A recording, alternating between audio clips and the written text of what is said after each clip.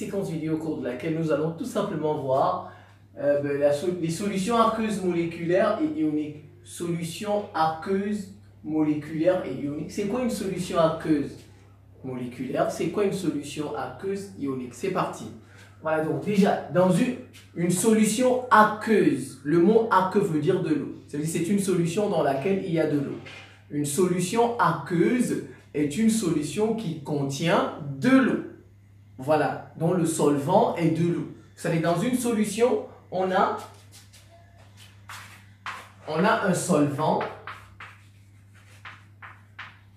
et on a quelque chose qu'on va verser à l'intérieur qui est le soluté.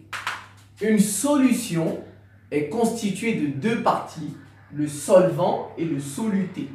Le soluté, c'est celui qu'on verse dans le solvant, c'est celui dont on voudrait dissoudre. On voudrait dissoudre. Voilà, donc c'est ça. Une solution, c'est soluté plus solvant. Et lorsque le solvant, c'est de l'eau, on dit tout simplement qu'il s'agit d'une solution aqueuse. Alors, c'est quoi maintenant une solution aqueuse moléculaire? Une solution est moléculaire lorsque le soluté est dissous sous forme de molécules. Si le soluté est dissous sous forme de molécules, c'est une solution aqueuse moléculaire, c'est tout. Lorsqu'on prend des molécules, on dissout, c'est une solution aqueuse moléculaire. Par exemple, l'eau sucrée que vous buvez là, pour faire par exemple on prend de l'eau, on met du sucre et puis parfois on boit. L'eau sucrée, c'est une solution aqueuse moléculaire. Pourquoi? Parce que le sucre, c'est quoi? Ce sont des molécules de saccharose. L'eau sucrée, des molécules de saccharose, C12H22O11. Saccharose, les molécules de saccharose, leur formule c'est quoi? C'est C12H22O11. Ben regardez, ça, vous avez votre récipient, c'est de l'eau. C'est qui? C'est le solvant. Vous avez votre sucre ici, c'est qui? C'est le soluté. On va le verser, on va l'agiter, on va le remuer. On obtient tout simplement une solution aqueuse moléculaire. C'est tout. Donc, qu'est-ce que c'est qu'une solution aqueuse ionique? C'est une solution dans laquelle il y a des ions. C'est tout. Voilà. Une solution est ionique lorsque le soluté est dissous sous forme d'ion. Lorsque le soluté est dissous sous forme d'ion. Exemple, l'eau salée maintenant. L'eau salée est une solution aqueuse ionique. Le sel. Ouais, le sel, il est constitué de cristaux. Voilà, lorsque vous mettez dans l'eau, ça donne des ions, tout simplement.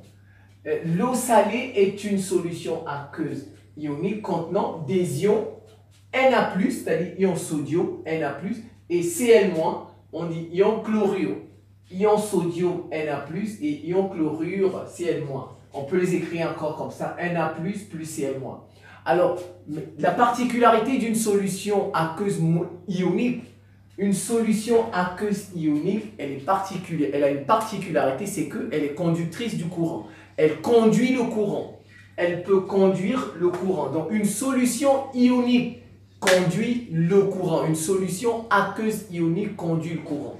Voilà. Maintenant, c'est quoi une solution saturée? On dit parfois c'est saturé. Vous voyez, saturé. Oh, ben, il y a du monde dans la boutique, là. Il y a du monde dans la boulangerie. Vous voyez, c'est saturé. On ne peut même pas rentrer, ainsi de suite. C'est comme ça. Une solution est saturée lorsque le soluté n'est pas totalement dissous. Vous prenez du sucre, vous mettez dans l'eau. Merde, tout le sucre n'arrive pas à se dissoudre. Ça voudrait dire que la quantité de sucre était assez. Vous voyez, il y a des moments, vous mettez du sucre dans l'eau, vous voyez, mais le sucre reste. On voit encore du sucre. Ça veut dire que la solution, elle est comment? Elle est saturée. Le sucre, donc, on a dépassé la solubilité du soluté. Quand la solution est saturée, ça voudrait dire quoi? Ça voudrait dire simplement que la solubilité du soluté a été dépassée. On a dépassé la solubilité du soluté. Donc, il n'est plus soluble, on ne peut plus le dire. Donc, ça reste. Vous voyez, parfois, vous mettez du sucre et puis ça reste. Il y a du sucre qui est visible. On dit que la solution est saturée. Ça voudrait dire tout simplement que le soluté n'est pas totalement dissous. Ça voudrait dire quoi? Que la solubilité du soluté a été dépassée. Alors, on peut dissoudre